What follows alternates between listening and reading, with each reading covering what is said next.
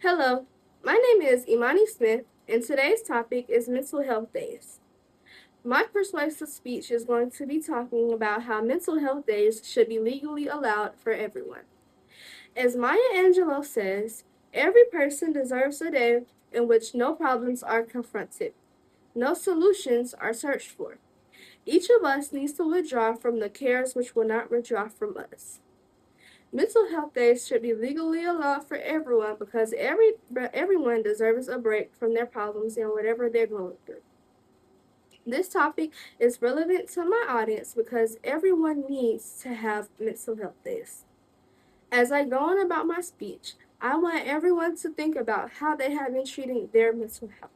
Have you been treating it bad? Have you been neglecting yourself and how you feel and treating other people bad because you are going through a bad state? Or have you been treating it well, such as going on walks and telling people how you feel, going to therapy sessions, and doing stuff that you enjoy?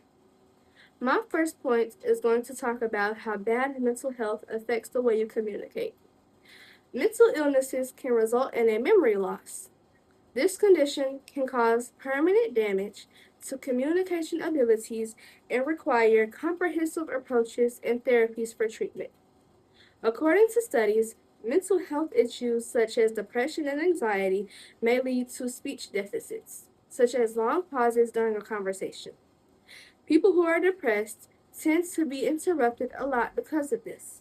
It can further impact their social skills in a bad way. While some people blame mental health for their bad communication skills, some people believe that that is just how they were born and raised up. While some people argue about bad communication skills, some people argue over coping skills. That leads me to my second point. Bad mental health affects the way that you cope. Say, for instance, you are going through an depressive stage and you just choose to be mean to everybody because of how you feel, and you choose to ignore everybody because you just want to shut the whole world off. That is an example of bad mental health coping skills.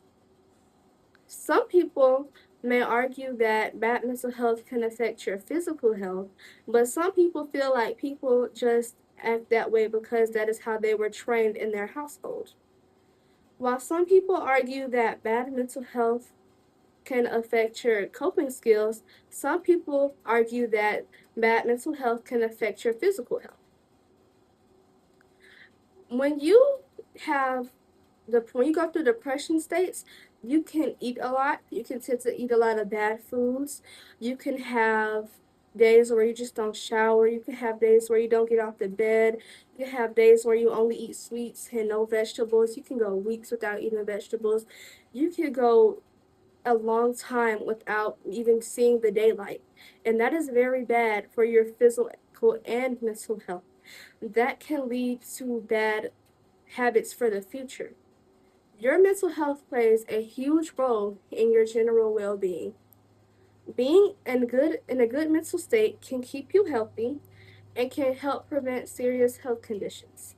A study found that negative psychological well-being can reduce the risk of heart attacks and strokes. Support given for this reason is that mental health conditions can also make a dealing with chronic illnesses worse.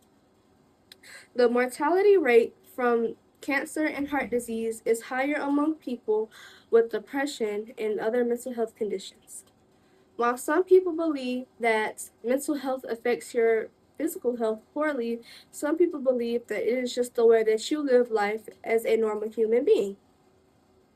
In conclusion, I want for you guys to get from the purpose of my speech is that mental health days should be legal. As I end my speech, I want you guys to remember how important your mental health is and how important it is to take care of your mental health. Bad mental health can affect the way that you talk to other people. It can affect the way that you cope with things in life and with other people, and it can affect your physical health. This topic and points is relevant to you guys because everyone goes through these things whether you know it or not, and no matter how big or small it is. As Dr. Molly Barrett says, we have to have boundaries in order to prevent burnout. So in order to prevent burnout, you guys must take care of your mental health so that you guys can be as healthy as possible.